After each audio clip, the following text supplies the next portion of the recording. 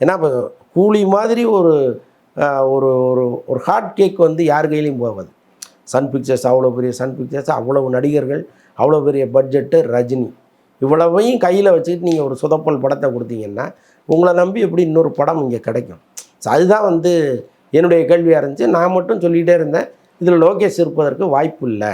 ரஜினி வந்து லோகேஷை யோசிப்பார். கமல் வந்து லோகேஷ் பண்ணணும்னு நினச்சா கூட ரஜினி அதை விரும்ப மாட்டாருன்னு நான் சொல்லிக்கிட்டே இருந்தேன். அதுதான் நடந்துச்சு.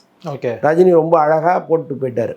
நான் இந்த படத்துக்கு இன்னும் டைரக்டரு ஃபிக்ஸ் பண்ணலைன்னா அது கமலுக்கே சொல்லப்பட்ட பதிலாக தான் நான் பார்க்குறேன்.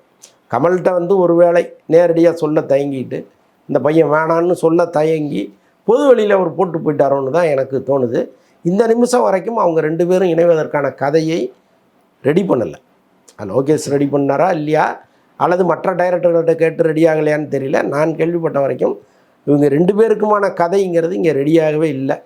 இன்னொன்று வந்து ஒரு பெரிய டைரக்டராக அவங்க எதிர்பார்க்குறாங்க.